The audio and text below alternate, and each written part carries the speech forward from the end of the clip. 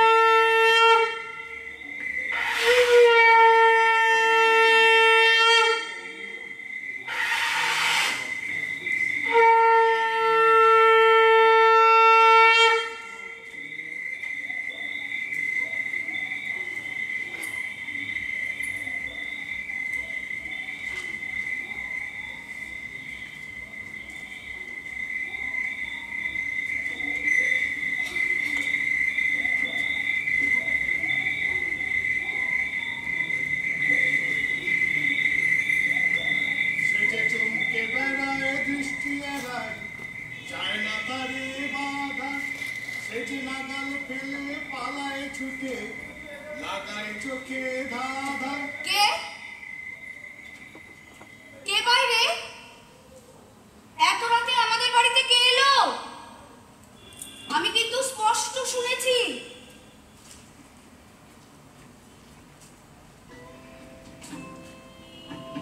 আমি কে তুমি? পোশাক আশাক দেখে তো চোর বলে মনে হচ্ছে না। তুমি কি তবে সেই মহাপুরুষ অনিল ডাকাত? তোমার স্বামী অবশ্য আমাকে ডাকাতি বলে, কিন্তু আমি নিজেকে বলি না। আর ডাকাতি যদি করতেও হয় সে তো নিজের জন্য নয়, দেশের জন্য। আহা, ডাকাতি করবে অথচ ডাকাত বলা যাবে না। কিন্তু তোমরা আসলে কি চাইছো বলো তো? তোমাদের আসল উদ্দেশ্যটা কি? সে না হয় পরে আলোচনা করা যাবে। এখন তো আর দাঁড়াতে পারিনি, 3 দিন পেটে ভাত পড়েনি, বনে জঙ্গলে ঘুরে বেড়াই, তেষ্টার জলটুকুও নেই। তোমার স্বামীর ওপরওয়ালারা এই অরণ্যবাসীদের জন্য সেটুকুও বরাদ্দ করেনি। আজ আজ ভাইফোঁটার দিন দিদি, তোমার হাতে ফোঁটা নিয়ে দুটো পেট পুড়ে খেয়ে দারোগাবুর হাবানা চুরুট টানতে টানতে আমাদের উদ্দেশ্য নিয়ে আলোচনা করা যাবে। বাবা, তোমার তো আর আবদারের শেষ নেই গো। এই দুপুর রাতে ভাইফোঁটা, তাও আবার অনিল ডাকাতকে। আসলে কি জানো দিদি, আমার নিজের দিদি তো এখন চট্টগ্রামে, জানি না কিসব চক্রান্ত করছে সে। চক্রান্ত মানে? মানে সেও কি তোমাদের মতন ডাকাতি করে নাকি? হ্যাঁ, তেমন কেউ কেউ বলে বই কি। আসলে এটা তো একটা যুদ্ধ, আর এই যুদ্ধটা তো এমনি এমনি করা যাবে না। বাধা এলে আঘাত তো হানতেই হবে দিদি। খুব ভালো করে কখনো ভেবে দেখেছো এটা যুদ্ধ না এটা তোমাদের নেশা? তোমাদের কাজের পদ্ধতি একটা বেতালা ছন্দে চলছে না তো? দিদি, তোমার এই যে ধিক্কার, এটাই তো কুরুক্ষেত্রের উপক্রমণিকা। অর্জুনের মনেও ক্ষোভ লেগেছিল। ডাক্তারি শিল্পের গোড়ায় মরা কাটবার সময় আমি প্রায় ঘৃণায় মূর্ছা গিয়েছিলাম। এই ঘৃণাটাই আসলে ঘৃণ্য, শক্তি গোড়ায় নিষ্ঠুরের সাধনা, শেষে হয়তো ক্ষমা। এই অন্ধ সিস্টেমটাকে ভেঙে ফেলতে হবে। মানুষের বেঁচে থাকার অধিকার যারা হরণ করে, লড়াইটা তো তাদের বিরুদ্ধে। কিন্তু ভাঙতে ভাঙতে মারতে মারতে একদিন তো আশেপাশের ভালোটুকু ভেঙে যাবে, মারা পড়বে। যাক, তুমি বসো, আমি দেখি তোমার জন্য কিছু খাবারের ব্যবস্থা করতে পারি কিনা।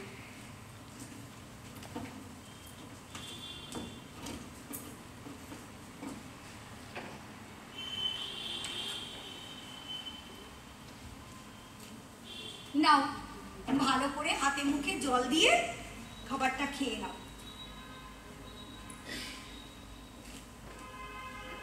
আসলে না, এদেশের ছেলেগুলোই বড্ড খারাপ। ঘর দৌড়, মা ভাই বোন, কারোর কথা মনে না রেখে বনে জঙ্গলে ঘুরে দেশ উদ্ধার করছে। আরো কি জানো দিদি, এই ছেলেগুলো জানে যে একটু এদিক ওদিক হলে পুলিশের বুলেট একেবারে ঝাঁঝরা করে দেবে। তবু ওই শ্যামা পোকার মতো আগুনে মরণ জেনেও আগুনেই ঝাঁপ দেওয়া। কথার ফুলঝুরি একেবারে। কিন্তু মানে এখন কোথায় যাওয়া হবে শুনি? আমাকে তো যেতেই হবে, না তা না হলে যে এখনই তোমার ওই রাজ শক্তি প্রবল পরাক্রান্ত নগর সেনাপতি এসে পড়বেন, যে তার আগেই পালাতে হবে। তুমি কিচ্ছু ভেবো না, তিনি এখন আমারই সন্ধানে চিতল বেড়ে গেছে। ফিরতে অন্তত রাত 2টো হবে। অনেকদিন পর এমন খাদ্যের স্বাদ একটু ভালো করে নিতে দাও তো। খাওয়া শেষ করে খুব ভক্তি শ্রদ্ধা ভরে তোমার পায়ের ধুলো নিয়ে ধীরে সুস্থে দারোগাবু নাগালের বাইরে চলে যাবো। তুমি কিচ্ছু ভেবো না। বুঝেছি বুঝেছি, কত বীর পুরুষ তোমরা। কিন্তু এই এত রাতে এখন কোথায় যাওয়া হবে শুনি? সব বলে যাবো দিদি। তোমার মতো নির্ভরযোগ্য দিদি এই ভুল ভারতে পাওয়া যাবে না।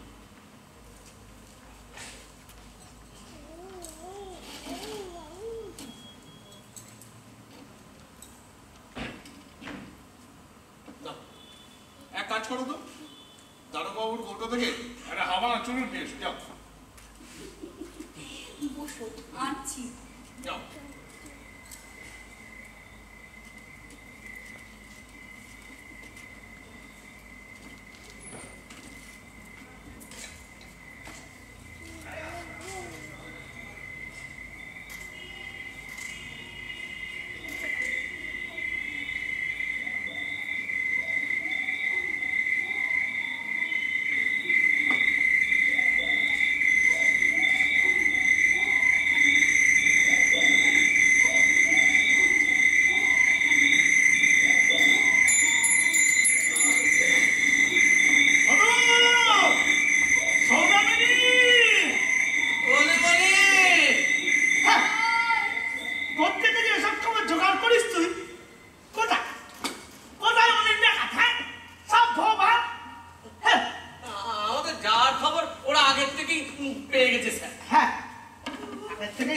যায়?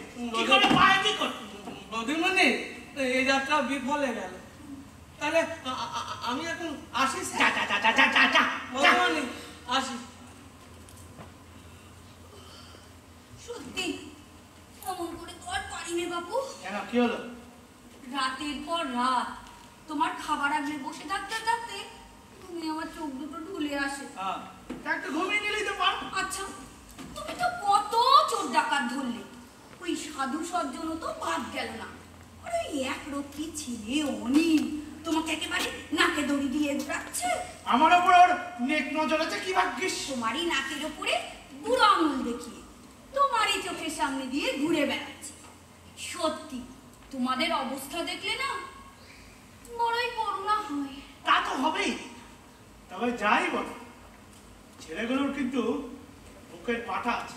তার বলতে তবে বলি শোনো, আজ রাত্রির খবর শোনো। কেন? শুনলে তোমার টাক লেগে যাবে। হ্যাঁ?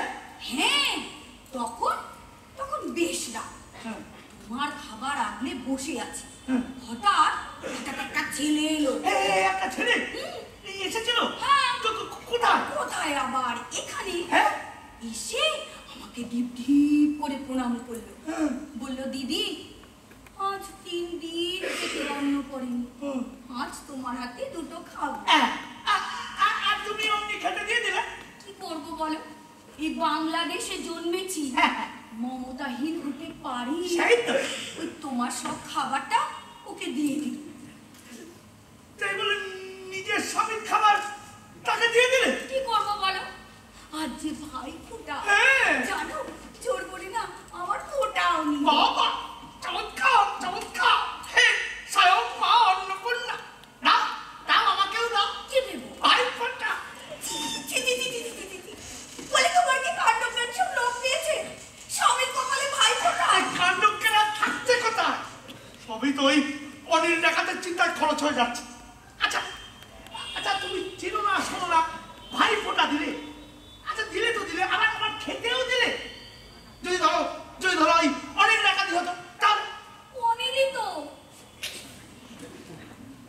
কি বললে? হ্যাঁ, অনিলই তো। হ্যাঁ? হ্যাঁ, যাবার সময় তোমার জন্য যে সাজা পান ছিল হ্যাঁ। তা মুখে পুড়ে দিল।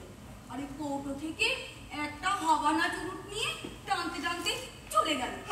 বলল কোথায় যেন তাদের কি একটা সভা আছে। সভা?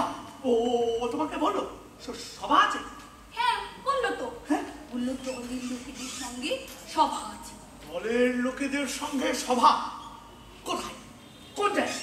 আচ্ছা ওই জায়গাটার নাম তোমার কিছু বলেছে? বলেছে তো, অনায়াসে নির্ভয়ে সেই জায়গাটার নাম আমাকে বলে দিল। বলে দিল? কোন জায়গা গো? কোন জায়গা? কোন জায়গা? সত্যি এতদিনে তুমি আমাকে একটু ভালোবাসলে না। ভালোবাসলাম না মানে? ভালোবাসলে তুমি আমাকে চিনতে পারতে। আচ্ছা, আমি তোমার স্ত্রী হয়েছি, হ্যাঁ। তাই বলে কি আমি পুলিশের চরের কাজ করবো? শুধু লক্ষ্মীটি ওপরালা আমার উপর খুব ক্ষেপে আছে। আমার প্রমোশনটা আটকে আছে। তুমি এমন কথা বলতে পারলে? হ্যাঁ? দেখো, আমি তোমার ঘরে এসে হ্যাঁ। যদি আমার ধর্ম খুইয়ে বসি, মানে মানে ও যে কথা আমাকে বিশ্বাস করে বলেছে, হ্যাঁ।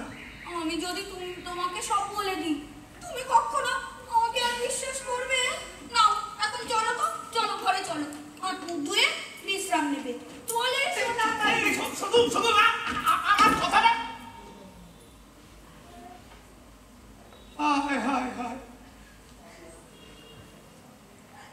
এমন মোক্ষম সুযোগটাও কেটে গেল।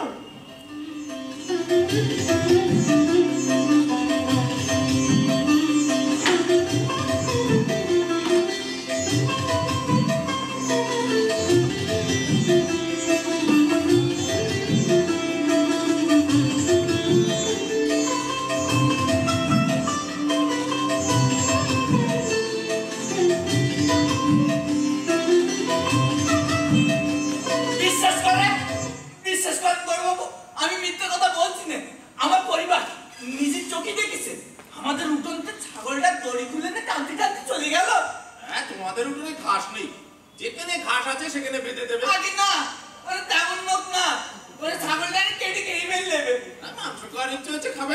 এ আপনি কি কথা বলছেন বড় বাবু?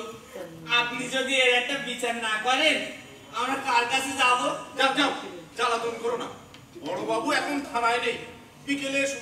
যাও যাও। এখানে বাড়ি যেতেই তো সন্ধে হয়ে যাবে। 4 ক্রোশ পর পায়ে হেঁটে ফিরতে হবে। বিকেল বেলা আসবো কি করে? আমি কি করে জানি? আচ্ছা আচ্ছা ঠিক আছে, আমি বরং ওই আমার সামনে থানের কাছে গিয়ে বসে থাকি। হ্যাঁ হ্যাঁ, তাই যাও তাই যাও। যাও। হ্যাঁ, ছাগল ছাগল চুরির মতো। বন্ধু, হ্যাঁ রাম, বলো বলো, কোথায় যান? তুই ভাই কুম্ভক যোগ জানে? কাদের কথা বলছো? আরে কাদের আবার? ওই অনিল সুনীল রোজ ভোর রাতে কুম্ভক যোগ করে দুই ভাই শূন্যে ভেসে বেড়ায়। আমাদের পাড়ার হরগোবিন্দ তাই বলছিল, ওনাকে নিজের চোখে দেখেছে। আরে বাবা, ওই বাবা ভোলানাথের সঙ্গে একবারে সামনাসামনি বসে কথা বলে।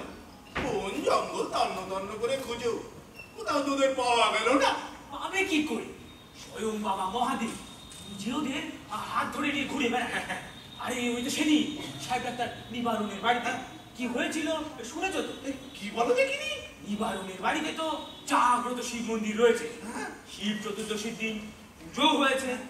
স্বয়ং বাবা মহাদেব নিচে এসে আদেশ দিয়ে গেছেন, আমার 2 ছেলে এসে খাবে, তাদের জন্য নৈবেদ্য সাজিয়ে রাখিস, তারা যেন কোনোদিনও অভুক্ত না থাকে। সেদিনের পর থেকে পালা করে গ্রামের লোক ঘরের দাওয়ায় নৈবেদ্য মানে রীতিমতো খাবার সাজিয়ে রেখে সকালবেলা উঠে থাকে, তার কোনো চিহ্নই নেই। কেন?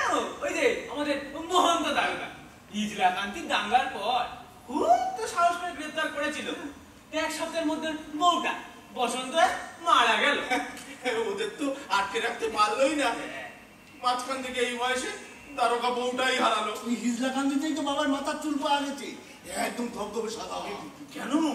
ওই পাটলা নদীর ধারে বাবার পায়ের ছাপ। ই বাবা, এই 1.5 হাত, 1.5 হাত লম্বা লম্বা পা, ভাবতে পারো? আমার পরিবার ওই ইজরা কান্তিতে গিয়ে ওখানকার ওই ধুলো আর ওই পাটলে নদীর জল নিয়ে এসছে। সে আমার বাড়ির লোক নিয়ে এসেছে, ওখানে তো মন্দির তৈরি হচ্ছে। ওই কলকাতা থেকে শ্যাম মারবাড়ি আছে, ওখানে মন্দির বানাচ্ছে। 30,000 টাকা খরচ হবে। 30,000? তোমার দ্বারা চরের কাজ হবে না, তাই ছেড়ে দাও, ছেড়ে দাও। তোমার দ্বারা চরের কাজ হবে না। কেন স্যার? এতদিন ধরে আপনার গোলামি করছি, এতদিন ধরে এত গোপন সংবাদ এনে দিচ্ছি। ছাই দিচ্ছ, পাড়া ভাতে ছাই ছাড়া আর কোনোদিন কিছু দিয়েছো ঠিক করে? এই কথা আপনি আমাকে বলতে পারলেন স্যার? কেন?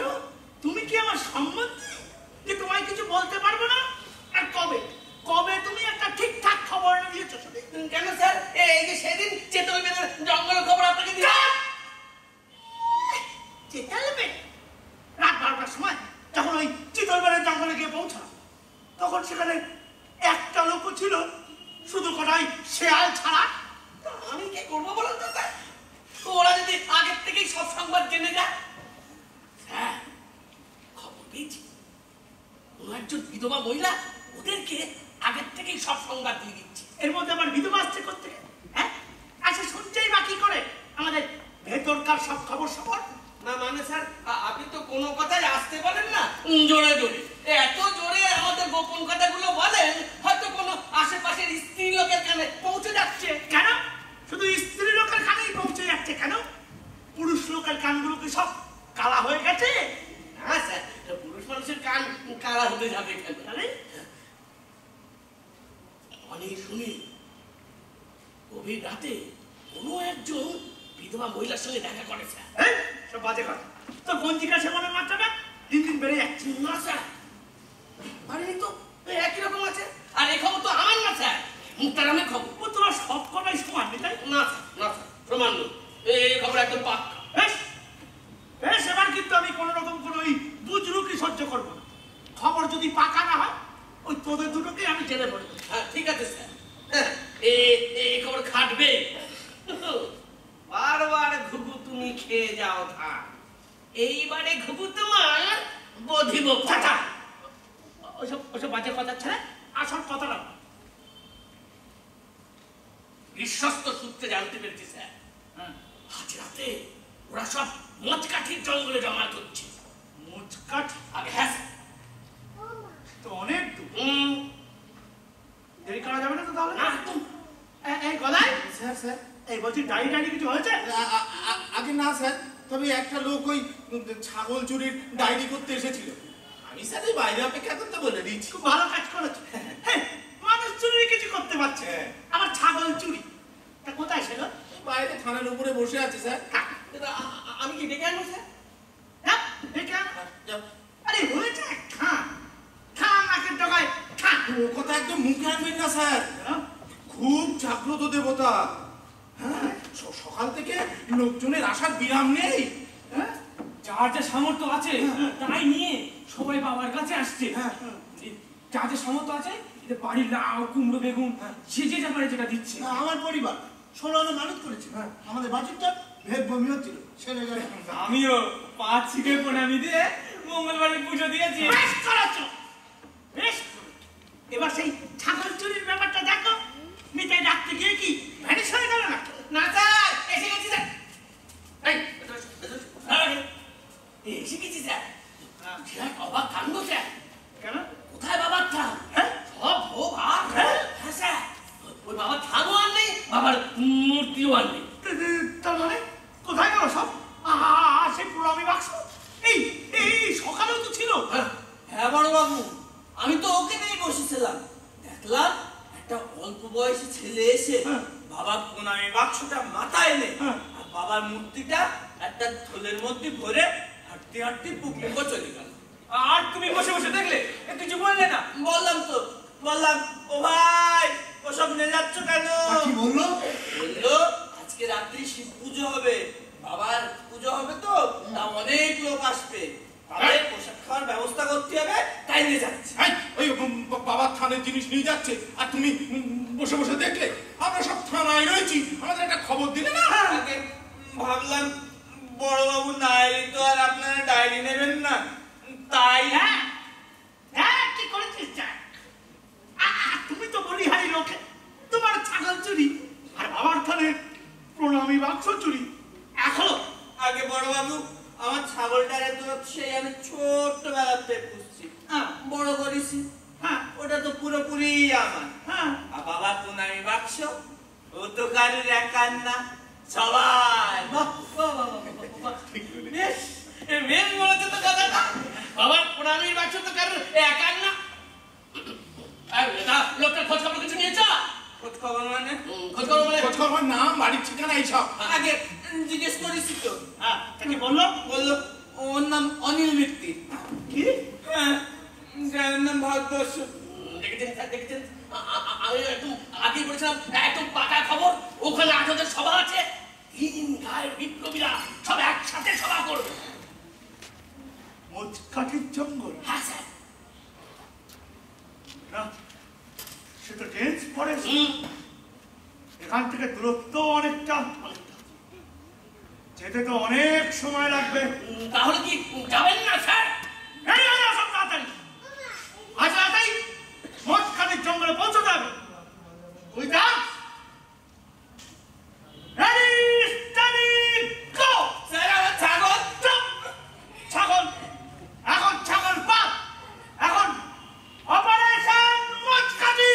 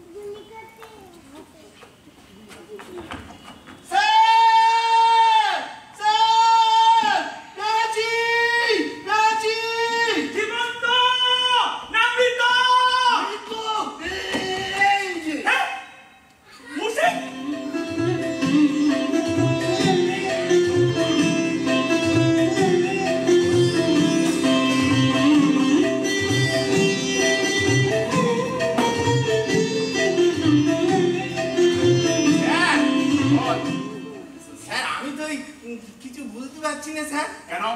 বলা নেই ক্ষমা নেই, আপনি হাতিবাদা পরগনা ছেড়ে ওটা দেখে নিলেন কেন? পাটা, তুই একটা নিরেট পাটা। সে কি স্যার, সেদিন ওই হাতিবাদায় বললেন বাদর, আর এই কদিনের মধ্যে আমি পাঁঠা হয়ে গেলাম। স্যার আমি কি ভুল কিছু বলে ফেলেছি? 100 বার বলেছিস, 1000 বার বলেছিস। ওই যে বিপ্লবী করে স্বদেশী, ও অনিল মিত্তিরের কথা বলছেন? না রে না, অনিল সুনীল ছাড়া আর কেউ কি স্বদেশী করে না?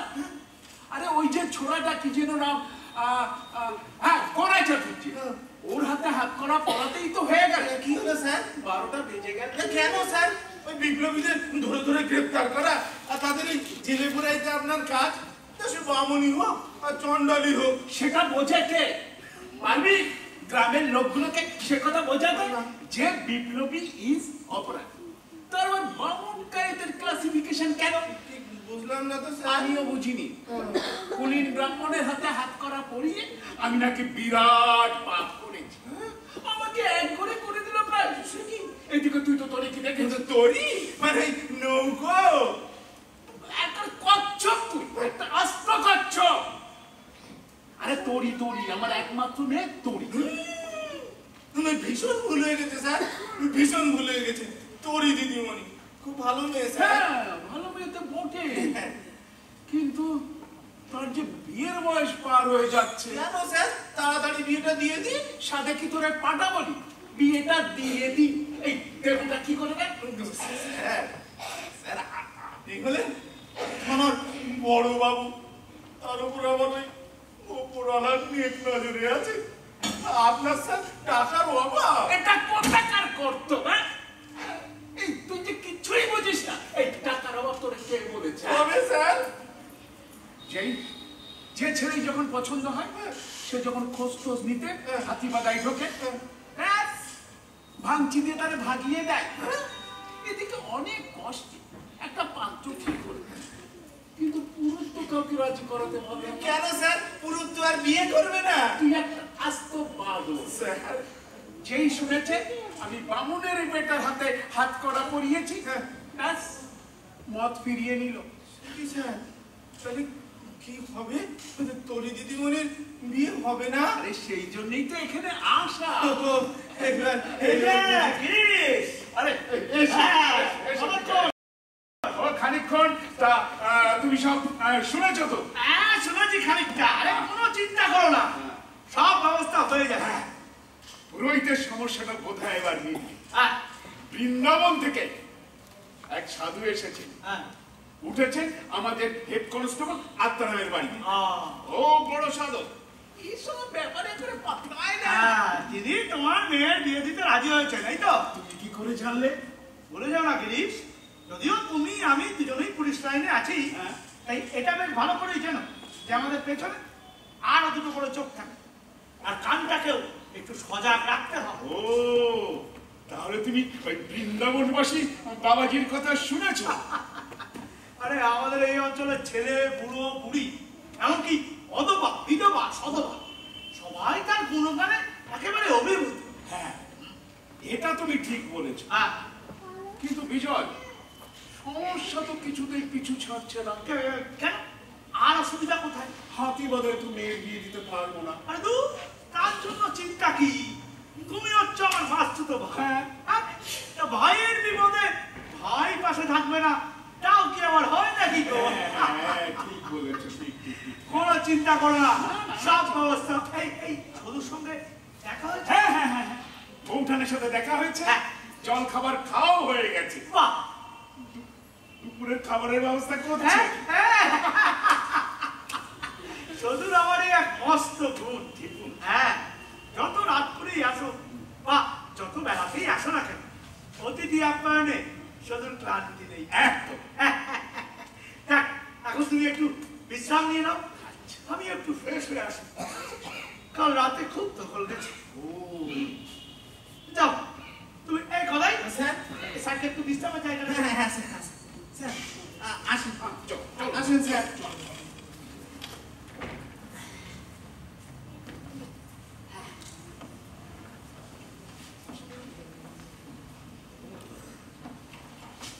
কই গো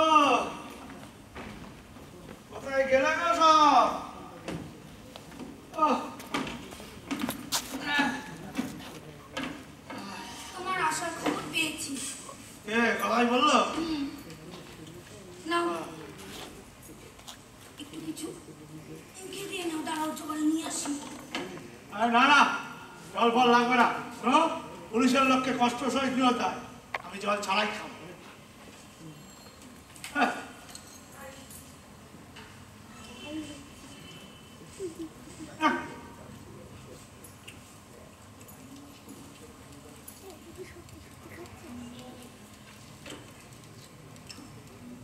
তো পারি নে বাবু। হ্যাঁ, তোমার কথাই সত্যি হলো, শুধু বড় ফাঁকি দিয়েছে গো। আমি তো তোমাকে বলেইছিলাম ওই অনিল সুনীলকে ধরা তোমাদের কম্য নয়। ওভাবে তুমি আমাদের হেনস্থা করো না। সব ঠিক ছিল, বুঝলে, সব ঠিক ছিল। পুরো বোনটাকে আমরা একেবারে পুলিশ দিয়ে ঘিরে ফেললাম। একটা একটা মাছি গলবার মতো ফাঁক রাখলাম না, তারপর হই হই রাখিয়ে দিলাম, চিৎকার করে বলতে লাগলাম, অনিল সুনীল কে কোথায় আছো, এখনই বেরিয়ে এসো। তারপর কাকর্ষ পরিবেশ দিল, কেউ সাড়া দিল না। তখন গোলাগুলি চালাম। তখন ভোর হয়ে আসত, পুলিশের লোক বনের মধ্যে ঢুকে তল্লাশ করল। কারণ টিকিট দেখা পাওয়া গেল না, একটা মোড়া ইঁদুর ছাড়া। তা তোমার নিতাই কীর্তিকে কি বললে? কি আর বলবে, বনের মধ্যে একখানা চিঠি কুড়িয়ে পেয়েছিল, আমাকে দিল।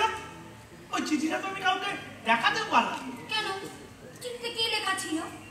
আসামি নিরাপদ, দিদিকে আমাদের প্রণাম জানাবে। অনেক দেখো দেখি কি কাণ্ড, এর মধ্যে আবার তোমার নাম জানা না কেন? শেষকালে শেষকালে আবার কি বলে? শেষকালে আবার কি? কেন, পুলিশের ঘরণী কি আসামির দিদি হতে পারে না? বলি, সংসারের সব সম্বন্ধের উপরে কি তোমার এই সরকারি শিলমোহর লাগানো থাকবে? আমি তা বলিনি। ছাড়ো সব কথা। এদিককার খবর সব শুনেছো তো? গিরিশ ঠাকুরপুর কথা? হ্যাঁ, বেচারা খুব দশাতে পড়েছে মেয়ের বিয়ে নিয়ে। কিছুতেই পুরুষ পাওয়া যায় না। শেষমেশ একজন বৃন্দাবনবাসী সাধক রাজি হয়েছে। গিরিশ চায় বিয়েটা এখান থেকেই। তুমি কি বলো? ও মা, গিরিশ ঠাকুরপুর মেয়ে, হ্যাঁ আমাদের তরি। হ্যাঁ। আচ্ছা, বাপ না হয় অপরাধ করেছে, কিন্তু সে তো আর কোনো দোষ করেনি। না। তাই তার বিয়ে দিতেই হবে, আর বিয়ে এখান থেকেই হবে। তবে বাবাজি শুনেছি খুব নিয়ম মানা। হ্যাঁ, একবারে খুব কড়া ধাঁচের মানুষ। ওসব তুমি আমার হাতে ছেড়ে দাও। বৃন্দাবনবাসী সাধুকে কি করে যত্ন আত্তি করতে হয় সে আমি খুব ভালোই জানি। যাক, নাও, এখন নিশ্চিন্ত চলো হওয়া গেল। ভেতরে গিয়ে হাত মুখ ধুয়ে জামা কাপড় ছেড়ে হ্যাঁ। একটু বিশ্রাম নেবে। চলো। ধকল গেছে সারাদিন। চলো, চলে এসো। চলো।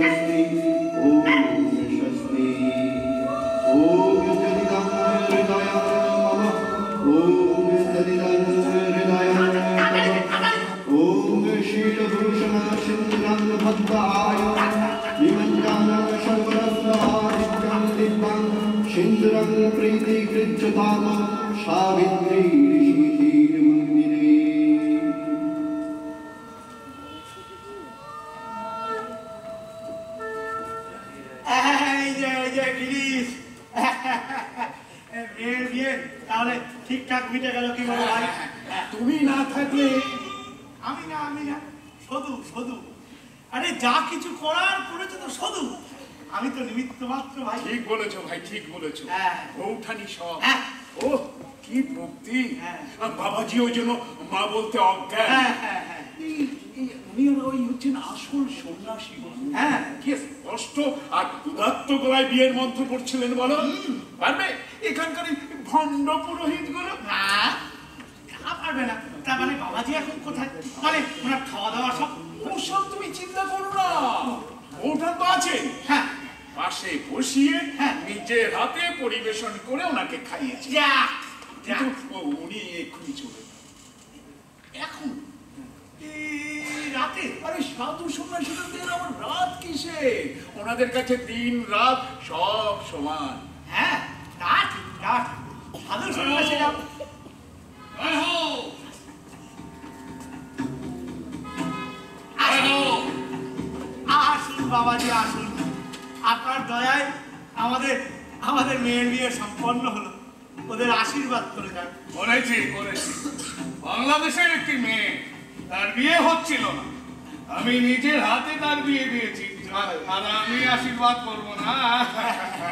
করেছি সে যেন রত্নগর্ভ হয়। বাবাজি, হ্যাঁ। বাবাজি, আমরাও সন্তানহীন, আমাদেরও আশীর্বাদ করুন। আমরাও যেন বেটা নিজের সন্তান না থাকলে কি হয়?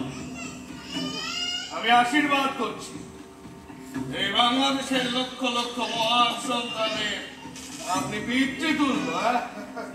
হ্যাঁ, আপনাকে একটি সংবাদ দেওয়ার আছে। এটি বললেই সব বুঝতে পারবে। আমি এখন যাই। জয় হো, জয় হো, জয় হো, জয় হো, জয় হো, জয় হো।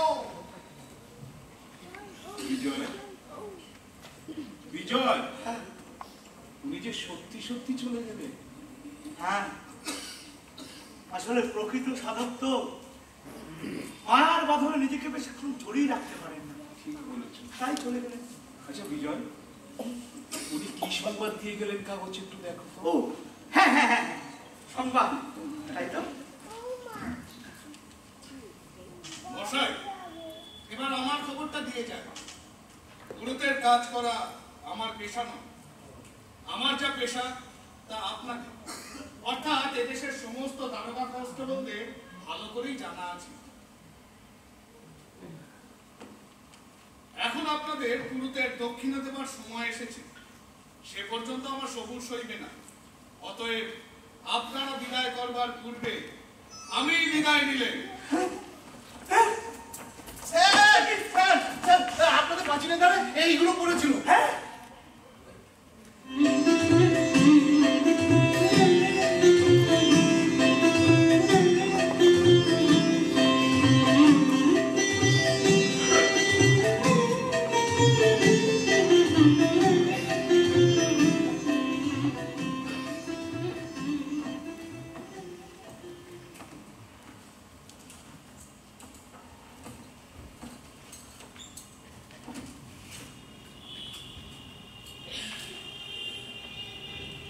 যাই বলো, ছেলেগুলো কিন্তু বুকের পাটা আছে বলতে হবে। দুজন যাত্রের পুলিশ অফিসার আর ডজন খানিক কনস্টেবল, সবার চোখে ধুলো দিয়ে। কি গো, কিছু বলছো না যে? ভাবছি কি? ভাবছি এই মেয়েটি কোথায় গেল? What is that lady? কেন, তার কোনো খোঁজ পেলে না? ওই একটা মেয়ের জন্য রোজ আমার থানার সামনে অন্তত 25টা করে মেয়ের আমদানি হচ্ছে। এবার কোনটাকে সে কি করে বুঝি? ও মা, তোমার দরজার সামনে রোজ এত মেয়ের আমদানি? এ তো ভালো কথা নয়। বলি, শেষে তুমি বাবাজি সেজে বসেছো নাকি? আমার তখনই সন্দেহ হয়েছিল। তো ধবধবে সাদা চুল আর দাড়ি, না চক্র তো দেখা যায় না। তখন একবার দাড়ি প্রেমে ধরলেই তো ধরে ফেলতে পারতে। ভাবলাম বড় সাধক, তার উপর বিয়ে বাড়ি, মেয়েটার একটা হিল্লে হচ্ছে, সবার চোখের সামনে দাড়ি টেনে ধরবো। তারপর তারপর তুমি তো আবার খুব ভক্তিতে গজ গজ, দাড়ি টানলেই যদি সব হাঙ্গা স্টাইল তুলে দাও। হ্যাঁ, আর ওই অনিল সুনীলের নাম শুনলেই তো সব কপালে হাত থেকে পেন নাম করে। সত্যি, তোমার মুখে ওদের যতই গল্প শুনি, মনটা আমার টলমল করে ওঠে। দেখো, আবার সর্বনাশ করে শোনা যায়। না না, তোমার সে ভয় নেই। অত সৌভাগ্য আমার হবে না। দেশের মানুষ না খেতে পেয়ে মরছে, কত মানুষ তেষ্টায় খাবার জলটুকুও পাচ্ছে না, কিন্তু তোমাদের সরকারের সেসব দিকে নজর নেই। আর যারা মানুষের মতন মানুষ তাদের হাতেই তোমরা হাত করা পড়াচ্ছ। ওই অনিল সুনীল রাজা করছে, তা ছিটে মুটা কি আমাদের করার উপায় আছে? আমরা তো সব লক্ষ্মীর দল, বেঁধে বেড়ে বাসন মেজে সতী সাধ্যিগিরি করে তোমাদের আর তোমাদের সংসারের সেবা করার জন্যই জন্মেছি। আমাদের কি ও সব মানায়? দাঁড়াও দাঁড়াও, তাহলে সেই যে মেয়েটির কথা শোনা যাচ্ছে সে কি? দেখেছো, দেখো কুকুরটা আবার চিৎকার করছে। যাই ওকে দুটো খাইয়ে আসি। দাঁড়াও দেখি, তোমার এই কুকুরের মজা আমি দেখাচ্ছি। স্বামী স্ত্রীর মধ্যে একটা সিরিয়াস আলোচনা হচ্ছে, তার মধ্যে ওই বেটা কুকুর। আর যদি গুলি করে আর খুলি না ওড়াই? না, তুমি যাবে না। কেন? কেন যাবে না? তুমি জানো আমি বিজয় দারোগা, আমার ভয়ে বাঘে গরুতে একখানে জল খায়। সে তো সেই মান্ধাতা আমলের বাঘ আর গরু। এ হচ্ছে এ যুগের বদমাইশ কুকুর, সামনে গেলেই টুটি টিপে ধরবে। হ্যাঁ, তাহলে খবরটা যা পেয়েছি সেটা ঠিক? কি খবর শুনি?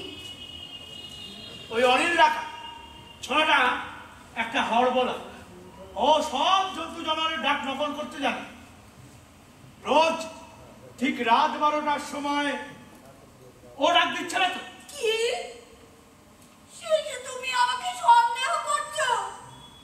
বেশ বেশ, এই রইল পরে তোমার দালান কোটা। আমি চললুম আমার শুধু শুধু খড়কি খড়কি বলি সামান্য একটা ঠাট্টা বুঝতে পারলে না? আচ্ছা আচ্ছা আচ্ছা আচ্ছা, নিজের বউয়ের সঙ্গে একটু একটু ঠাট্টাই আর কিও করা যাবে না? হ্যাঁ হ্যাঁ, তাহলে কি ঠাট্টাই আর কির জন্য পরের ঘরের মেয়ে খুঁজতে হবে?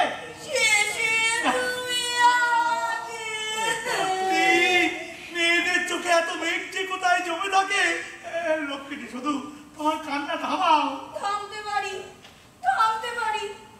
বলো, এমন ঠাট্টা তুমি আর কখনো করবে না? আচ্ছা বাবা, করবো না, আমার ঘাট হয়েছে। সত্যি সামান্য একটা কুকুর দিয়ে কেন যে এত বাড়াবাড়ি করো আমি বাবু বুঝতে পারি না। তোমরা পুরুষ মানুষ, সে তোমরা বুঝবে না। সন্তানহীনা মায়ের বুকে যে স্নেহ জমে থাকে তা কোনো একটা প্রাণী পেলেই তাকে কাছে টেনে নেয়। কিন্তু শুধু এবার যে আমি তোমার শরণাপন্ন। কোন দিন তুমি আমার শরণাপন্ন নও শুনি? এই জন্যই তো লোকে তোমাকে তৈর বলে। শুধু তোমার কথাগুলো বড় স্পষ্ট। সে তোমারই গুণে কর্তা, তোমারই গুণে। না, এখন বলো তো কি বলবে? শোনো, একটা সরকারি কাজ, তোমাকে একটু সাহায্য করতে হবে, নইলে যে আমার আর মান থাকে না। শেষে আমাকেও তোমাদের চরের কাজে লাগাবে? না না, চল না, ঠিক। শোনো, আমাদের এই পাড়াতে তোমার বিধবা মেয়ে, সে আমাদের সব খবর পায়, কেমন করে কে জানে, আর সেই খবর চলে যায় ওদের কাছে। হ্যাঁ, ওই মেয়েটাকে খুঁজে বার করে তার সঙ্গে একটু ভাব জমাতে হবে। তাই তো বললাম, শেষে আমাকেও তোমাদের চরের কাজে লাগাবে। বেশ, দুদিনের মধ্যেই তোমরা তার নাগাল পাবে। আমি ভার নিই, এখন যাই, আমি আমার কুকুরটাকে খাইয়ে আসি। এই শোনো শোনো, খবর পেয়েছি পরশু শিবরাত্রি ওই অনিল সুনীল সিদ্ধেশ্বরী মন্দিরে জপ তপ করে রাত 1টা, আর ওই রাতে ওই মেয়েটাও ওই মন্দিরে। তাই? তাহলে তোমরা আড়ালে থেকো, আমি ধরে দেব। পরশু শিবরাত্রি সিদ্ধেশ্বরী মন্দিরে ঠিক রাত 1টা।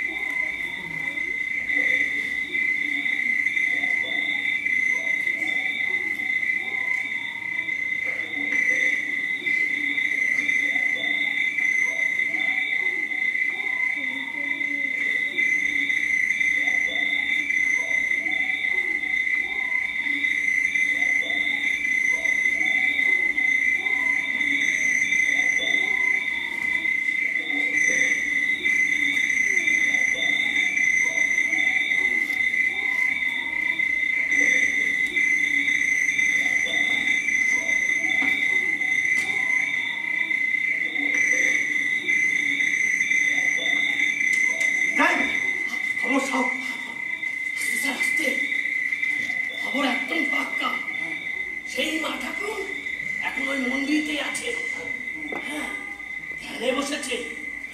স্যার ওই মা ঠাকুরানী তো আসল শক্তি স্যার। আজ পুজো হবে তারপর মৃত্যু।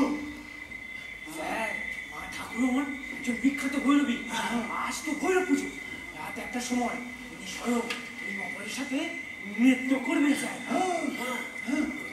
এখন মা ঠাকুর নিজে হাতে ভৈরবীকে খাওয়াচ্ছে। হ্যাঁ, এরপরে পুজো হবে, তারপরে তো তারা দেরি করা কেন? এখনই ঢুকে পড়া এখন তো স্যার ভৈরবকে খাওয়ানোর সময় একটা লোক চুরি করে দেখতে গেছিল, হঠাৎ পাগল হয়ে গেল। সত্যি নাকি? তাই তো শুনি স্যার। বাজে কথা, চল তো দেখি গিয়ে। স্যার আমাদের এখানে থাকা উচিত হচ্ছে না। হ্যাঁ স্যার, আমরা তো ওখানে যাবো না। কেন? আমাদের কিছু হয়ে গেলে বাচ্চা না খেতে পেয়ে মারা যাবে স্যার। তার মানে ওরা কেউ যাবে না। মা ঠাকুরকে আর কেউ হাত দেবে না। ওরা কেউ যাবে না? না, ওরা সবাই বাড়ি ফিরে যাবে, ঠিক করেছে। তুই কি করবি? আমার তো স্ত্রী পুত্র পরিবার আছে, আমিও যাই স্যার। আপনি একা যা পারেন করেন। এই তোমার সব চলে এসো।